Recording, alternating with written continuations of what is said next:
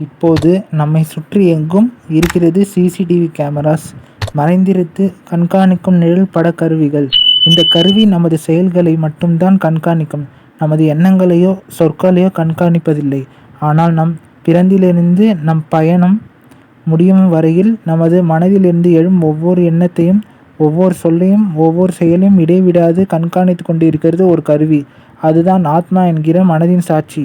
செயல்களை மட்டும் பதிவு செய்யும் நிழல்பட கருவியை அலட்சியம் செய்வது போல மனசாட்சி என்ற எண்ணம், சொல், செயல் என்ற மூன்றையும் மிக துல்லியமாக பதிவு செய்யும் கருவியை நம்மால் அலட்சியம் செய்ய முடிவதில்லை. ஏனெனில் மனதின் சாட்சியான இந்த கருவிகள் பதிவாக்கியிருக்கும் ஒவ்வொரு பதிவும் முழுமையானது.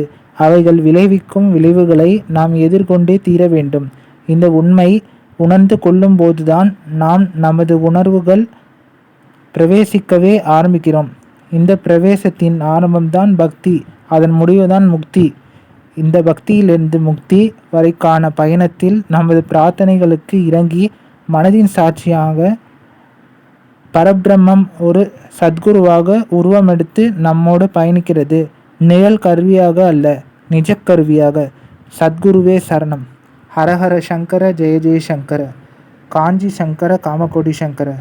மகா பெரிவா திருவடிகளே சரணம் சரணம் சரணம். பெரிவா சரணம்.